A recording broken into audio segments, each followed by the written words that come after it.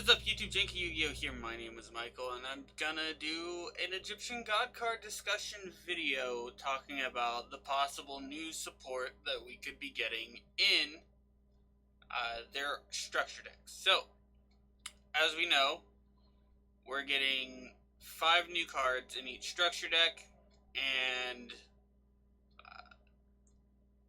5 unique cards. Or if there's 4 unique cards and 1 shared one in each structure deck for Obelisk and Slifer, and we're going to be going over what each of them could be.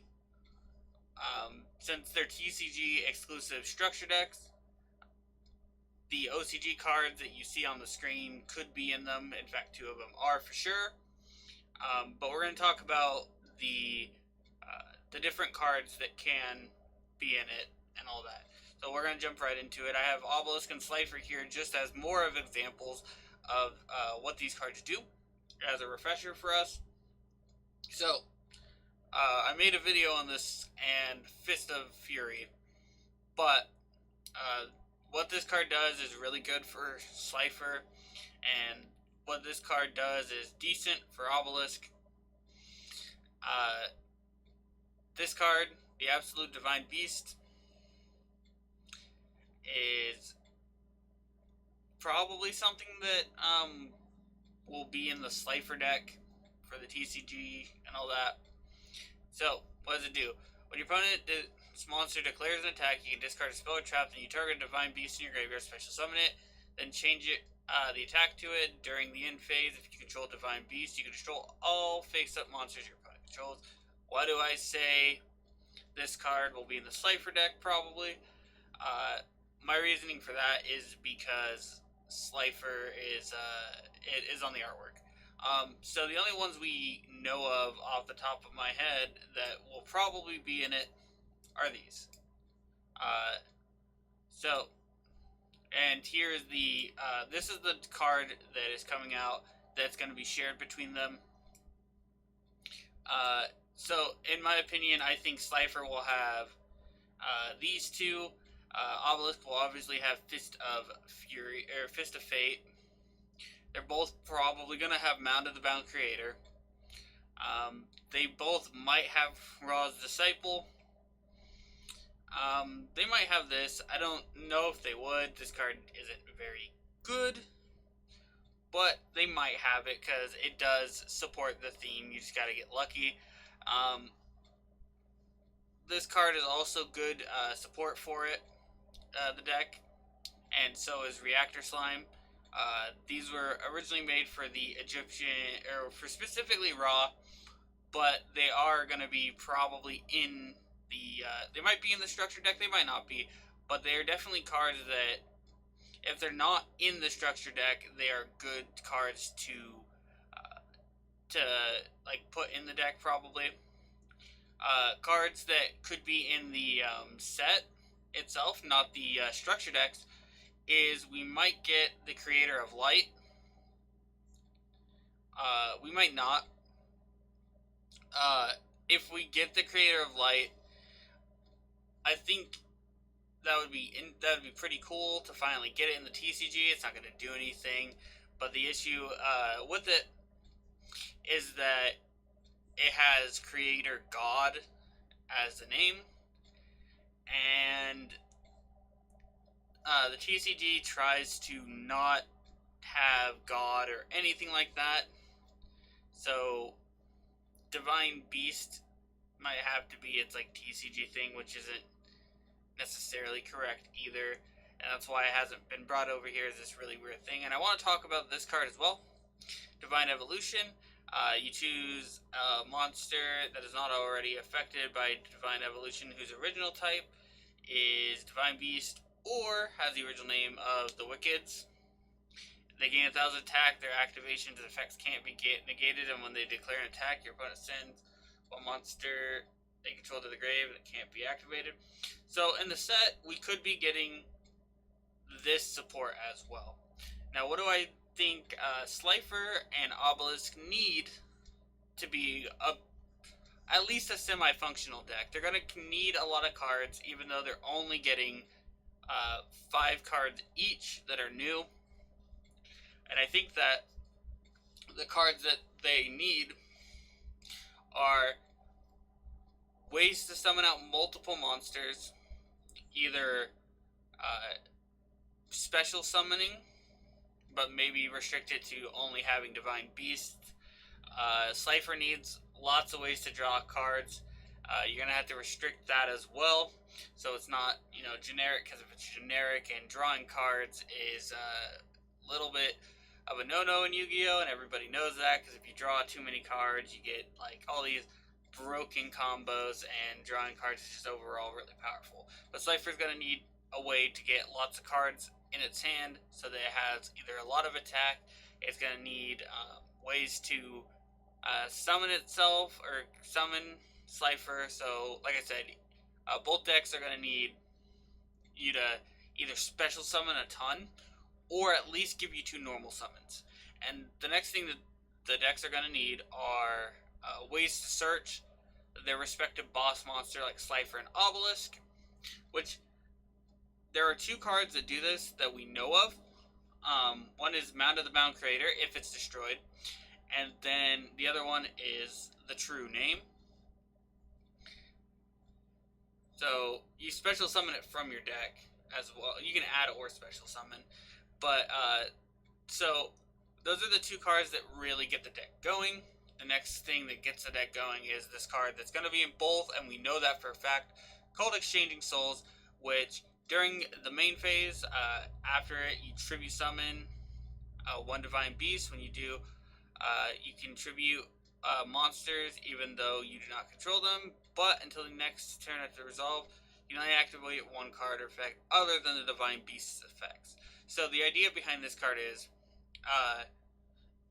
if you brick, right, you don't have a way to get Slifer or Obelisk on the field, you can set this when your opponent's comboing off. If they ever hit 3, you flip this up and tribute all 3 to immediately normal summon your Slifer or your Obelisk.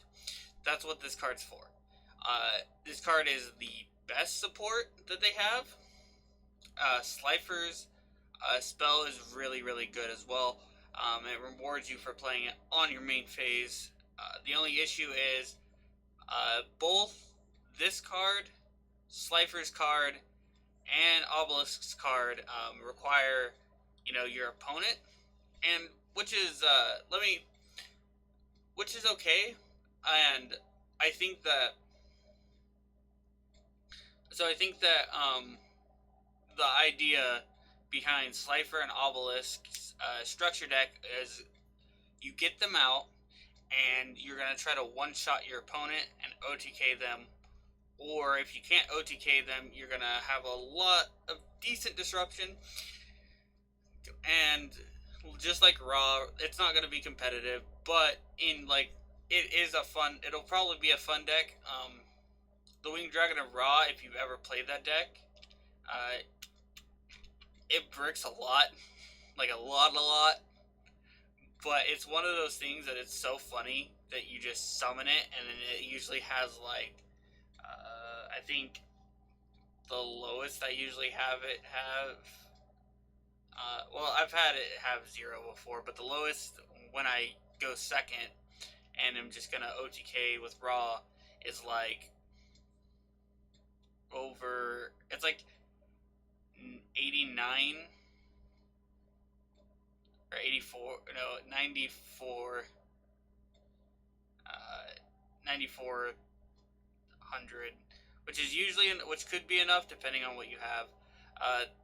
But anyway, so why do I say that, it kind of rewards you for playing and being in your opponents and going second, is Slifer's destroys as many face-up monsters your opponent controls, and then if this card is activated during your main phase, you draw equal to destroyed and sent to the graveyard, and they can't negate it. And its downside is you can only attack with 1 monster. So yeah, the idea behind this card is you have Slifer destroys all of their monsters and draws you cards to OTK them. That's what this card is trying to do. This card's an OTK card. This card stops you from being OTK'd, and also blows up your opponent as disruption. This card right here, Fist of Fate, negates monster effects and then blows up all your opponent's spells and traps if you have it. You activate during your main phase, and it also negates all monsters, all activated effects on the field with monsters of the same original name that you targeted. So yeah, it's a piece of disruption. Obelisk has disruption, Slifer has disruption. The whole deck is like this weird thing of like disrupting your opponent and then like flipping back and attacking, I think, is like what the whole idea is. And so what I think the structure deck could have is a way to summon out the god cards a little bit easier if you draw them.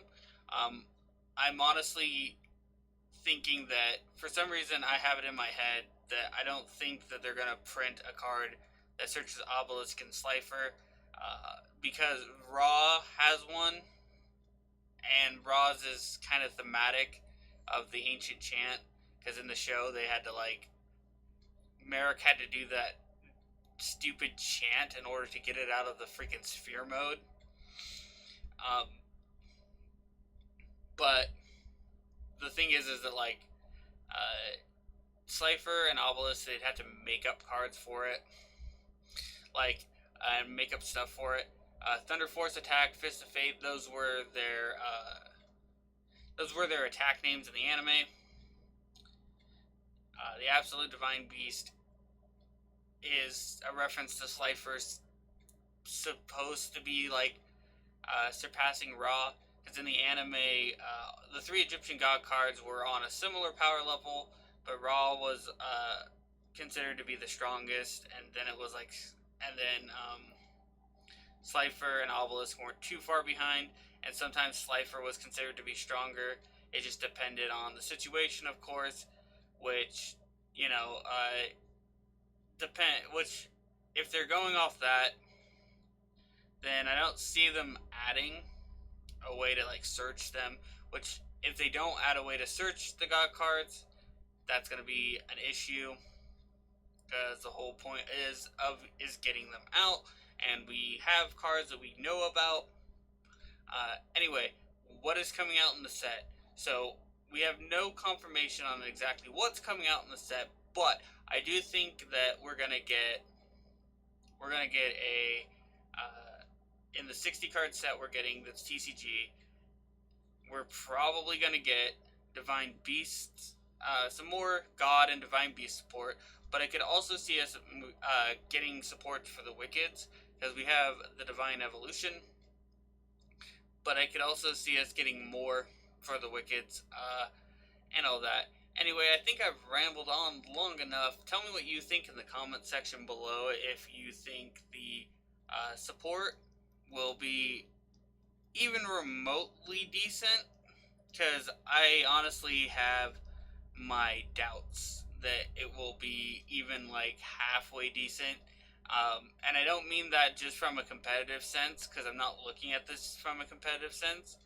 I'm looking at this from, can the deck function?